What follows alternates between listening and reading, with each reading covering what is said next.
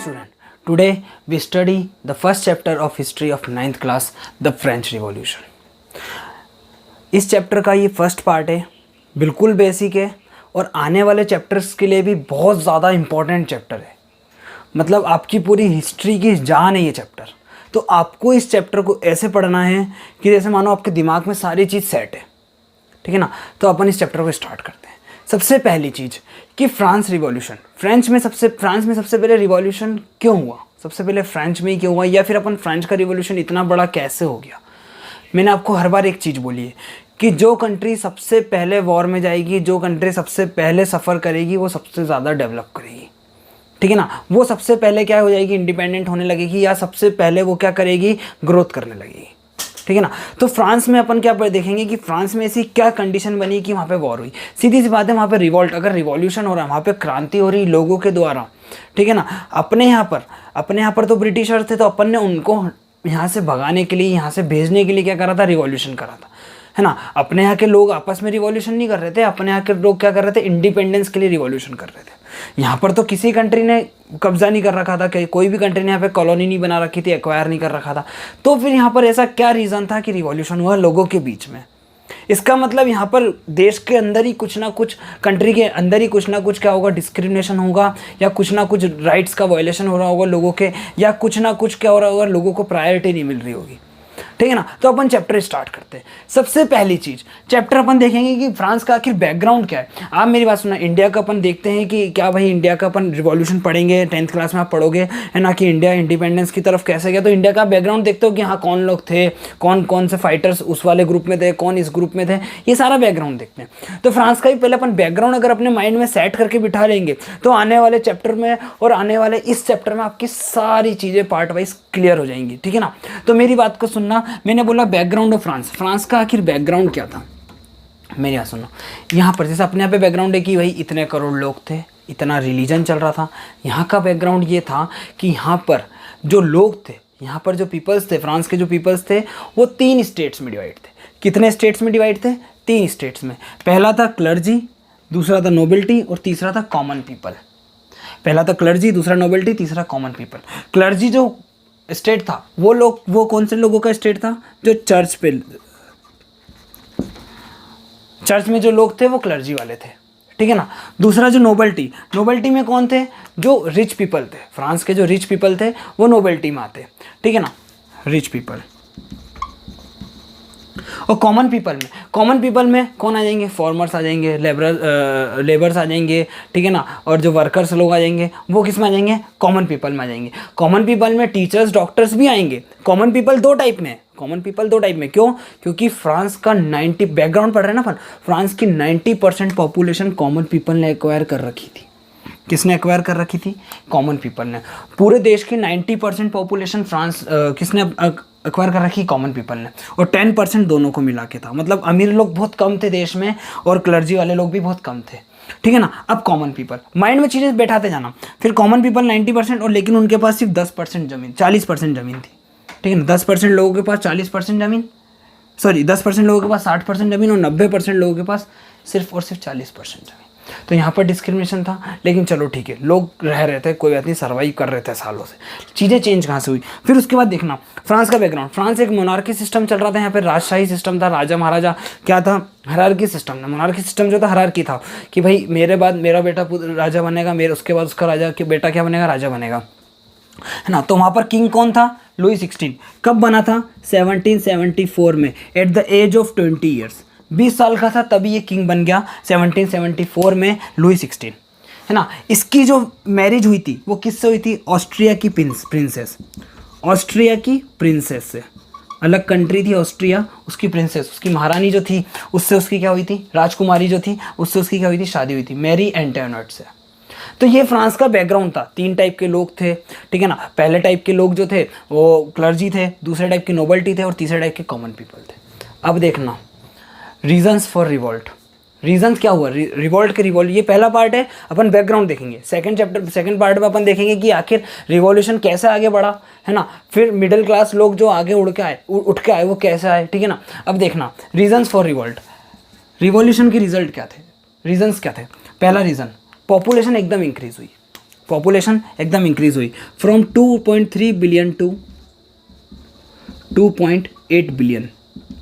Population increase हो गई 1716 से 1789 के बीच।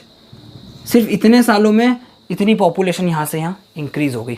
और जब ये पॉपुलेशन इंक्रीज़ हो गई तो उसी साल क्या हुआ, इन्हीं सालों में क्या हुआ, प्रोडक्शन जो था वो डाउन चले गया, एग्रीकल्चर प्रैक्टिसेस डाउन चली गई। अब देखना, पॉपुलेशन बढ़ गई, एग्रीकल्चर प्रैक्टिसेस डाउन चली गई, तो लोगों को क्या होने लगा, जो लाइफ थी वो सर्वाइवल जो था बहुत हार्डशिप में आ गया, लोग जो थे बहुत परेशानी में जीवन जीने लगे थे, ठीक है ना। फिर उसी के बाद इसी से चीज़ कनेक्ट करना, जो कॉमन पीपल वाले लोग, मतलब देश के 90% लोग थे, उन्हीं पे टैक्स लगा रखा था बस, और उन पे टैक्स, कमाते कुछ नहीं थे, पॉपुलेशन एकदम ज़्यादा है ना, और उसके बाद में इकोनॉमी कम होने लगी थी, एम्प्लॉयमेंट भी कम होने लगा था, और उन्हीं पे टैक्स लगाया जा रहा था।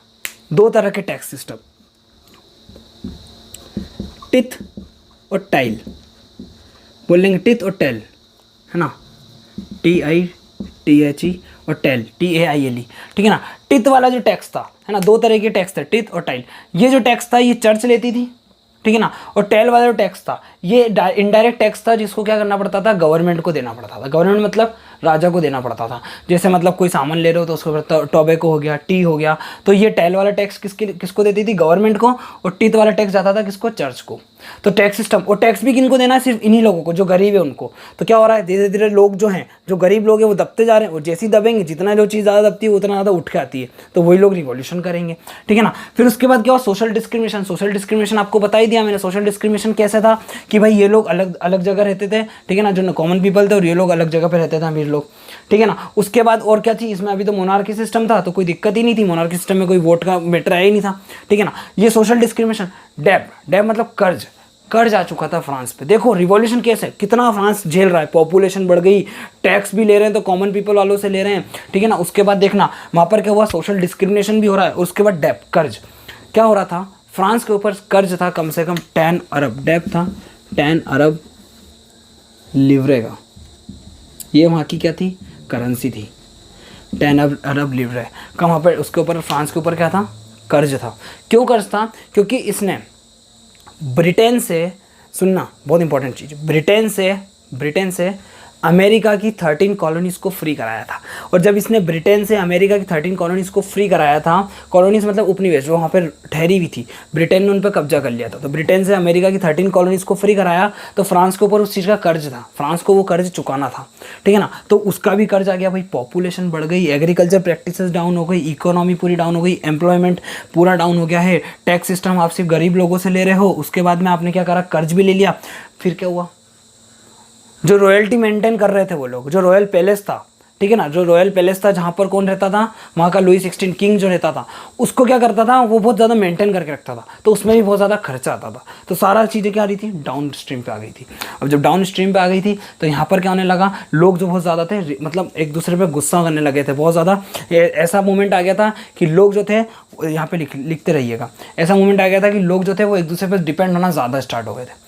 तो इसी बीच में राइज हुआ मिडिल क्लास लोगों का, राइज ऑफ मिडिल क्लास। और वो राइज ऑफ मिडिल क्लास कैसे होगा, है ना, राइज ऑफ मिडिल क्लास कैसे होगा, मेरी बात सुनना।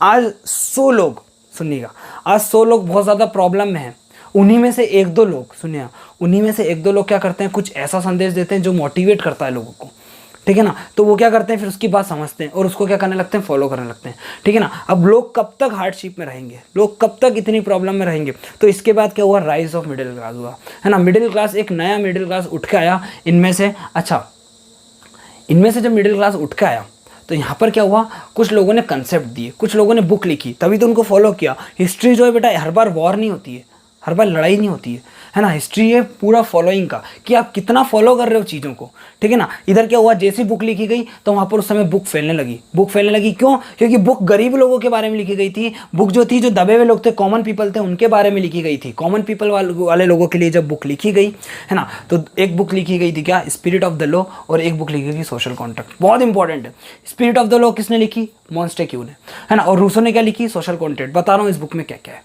आते हैं अपन मॉन्टेस्क्यू की book, the spirit of the law, है ना। स्पिरिट ऑफ द लॉ में क्या लिखा गया, उसने क्या करा, लॉ मतलब कानून, इसने क्या करा, गवर्नमेंट का एक सिस्टम ला दिया। इसने बोला कि लेजिस्लेटर एग्जीक्यूटिव और जुडिशरी, इन तीनों को क्या करो, सेपरेट करो। मतलब कंट्री में लेजिस्लेटिव उस समय पे, अभी अपने यहाँ पे लेजिस्लेटिव एग्जीक्यूटिव जुडिशरी है, लेकिन 1789 के आसपास में यहाँ पर मॉन्टेस्क्यू ने बुक ला दी और बुक में लोगों को बोल दिया कि लेजिस्लेटिव एग्जीक्यूटिव और जुडिशरी नाम की भी कोई चीज़ होती है और वैसे कंट्री में गवर्नमेंट को काम करना चाहिए। ठीक है, उसके बाद क्या हुआ, रूसो ने ला दी सोशल कॉन्ट्रैक्ट। सोशल कॉन्ट्रैक्ट मतलब नाम है सोशल और कॉन्ट्रैक्ट। तो रूसो का कहना था, बुक में जो चीज़ें लिखी गई उस बुक में रूसो का कहना ये था कि लोगों को सोशली जो है कॉन्ट्रैक्ट अच्छे से रखना है, कॉन्ट्रैक्ट अच्छे से बना के रखना है, सोशली क्या करना है, इक्वलिटी प्रोवाइड करनी है। जब ये चीज़ें कही गई तो लोग बहुत ज़्यादा कॉमन पीपल इन लोगों से इन्फ्लुएंस हुए और कॉमन पीपल ने क्या करा, रिवॉल्ट को स्टार्ट करा। ठीक है ना। अब अपन रिवॉल्ट वाला जो पोर्शन है वो सेकंड पार्ट में देखेंगे। ये चैप्टर का पूरा बैकग्राउंड था, इसको अच्छे से नोट कर लीजिए। ये फ्रांस का बैकग्राउंड, रीजंस क्या थे, बहुत ज़्यादा टैक्सेस बढ़ गए, कर्ज बढ़ गया, पॉपुलेशन बढ़ गई, इंक्रीज हो गई। ठीक है ना, एम्प्लॉयमेंट बढ़ गया, अनएम्प्लॉयमेंट बहुत ज़्यादा बढ़ चुका था। मॉन्टेस्क्यू समझ में आया। मॉन्टेस्क्यू ने कौन सी बुक लिखी, the spirit of the law, और रूसो ने लिखी सोशल कॉन्ट्रैक्ट। एक दो बुक के नाम और हैं जो आगे चल के आएंगे। फिर अपन देखेंगे कैसे यहाँ से मिडिल क्लास उठ के और आगे गया, फिर जैकोबिन क्लब और फिर उसका स्लेवरी सिस्टम, नेपोलियन कहाँ आया। ये सारा सिस्टम बहुत इंटरेस्टिंग चैप्टर है। जब तक के लिए अच्छे से नोट्स बनाइए। बाय, टेक केयर, शेयर करिएगा, सब्सक्राइब करिएगा।